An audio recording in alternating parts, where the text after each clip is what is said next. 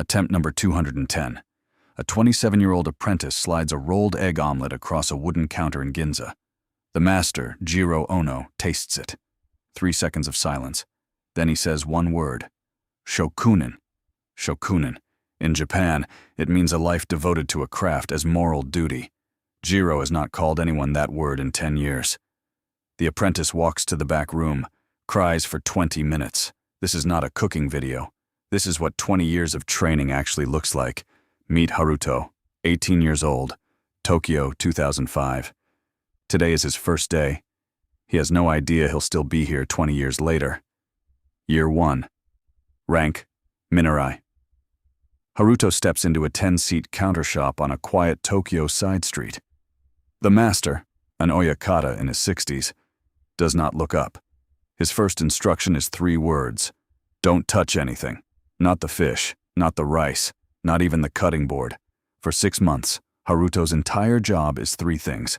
Wash dishes, fold hot towels, polish the counter. That's it. No knives, no sushi, no questions. This is the first rule of traditional Edomae training. Nusumu no ge, stealing the art. You do not learn by being taught. You learn by watching in silence and never asking why. In the week 2, Haruto breaks the rule. He asks about the knife angle.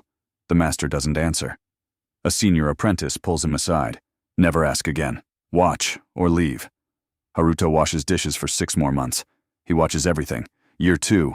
Rank, Wakaita. Haruto is finally allowed to touch rice, not make it, wash it.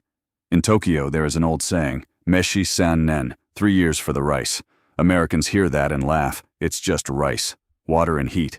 In Edomae sushi, rice is not filler. It's the shop's signature. Water to rice ratio, cooking time, vinegar blend, temperature when served, all by feel, no thermometer, no scale. Your hand is the instrument. Haruto washes 20 kilos of rice a day for 2 years. The master doesn't taste his work until year 3. When he does, he says one word. Acceptable. That's it. That is the highest praise he will hear for years. Meanwhile, across Tokyo, a revolution is happening. In 2002, a school opened in Shinjuku promising to teach sushi in 2 months. Their pitch, the decade of rice and dishes, is a waste of time. Year 5, Haruto is 23. His high school friends are finishing college, getting married, buying suits. Haruto is finally allowed to grate wasabi. That is the promotion. He will not touch raw fish for another 2 years. Year 7, he starts preparing fish, scraping scales, removing bones. The actual cutting of sushi fish is still done only by the master. Year 10. The master calls him to the back kitchen. On the counter, a square copper pan, eggs, dashi, mirin, sugar. The master says 2 words. Make tamago. Tamago, the rolled egg omelet, is the last course served at a traditional sushi counter. They call it the shop's business card. A shop's reputation rises or falls on the egg. Haruto makes his first one. The master throws it in the trash. He makes 200 more, all thrown out. Attempt 210. The master eats it. Silent. Nods. Year 11. Rank, Wakiita.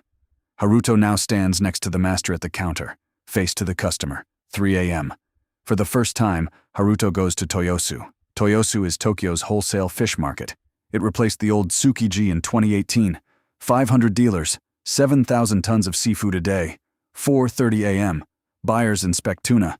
They cut small tail samples to check the fat. 5:30 a.m. The auction begins. Bids shouted in hand signals. Every January, the year's first auction becomes a spectacle. January 2026. One 243-kilo bluefin sells for 510 million yen. That's 3.2 million US dollars for one fish. An ordinary tuna runs $2,000. A good Ginza shop buys 5 a day. Haruto isn't buying yet. He is carrying fish back to the truck, but he is learning which dealers save the best piece for his master. These relationships take 20 years to build. Without them, you will always get the second best fish. Forever. Year 13. Rank, Itamae. Haruto puts on the white apron for the first time. He stands at the counter, alone. The master is watching from behind, his first solo piece. For a regular customer, a middle-aged man, the customer eats it, says nothing, then nods once. That nod is Haruto's diploma. Haruto has now spent 13 years learning to do one thing, place fish on rice. 5 more years pass. Haruto stands at the counter, serves, bows, closes. One autumn evening, he finally tells the master, "I want to open my own shop." The master is silent for a long time. Then one nod. "Good. It's time." In Japan, this moment has a name. Norenwake, splitting the curtain. On his last day, the master hands Haruto a small piece of the shop's old noren. "You carry part of this with you now." Year 2025. Haruto is 38. He has saved 15 million yen, about $100,000. He signs a lease in a back alley of Kichijoji, residential West Tokyo. Key money, 6 months deposit, 2 months rent.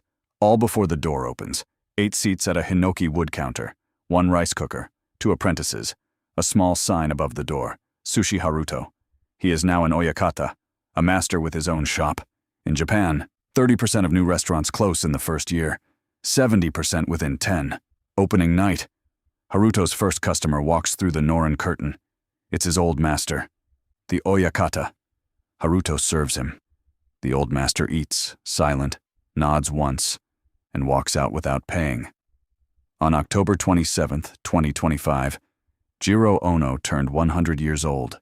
He still works his counter in Ginza, 6 days a week. His words, "There is always further to go. No one knows where the top is." In Japan, this isn't called ambition. It's called Shokunin. Not just skill, a moral obligation to the craft, for life. An American becomes a chef in 2 years. A Japanese Itamae trains for 20 and never stops. This was what it's like to be born in Japan as a sushi apprentice.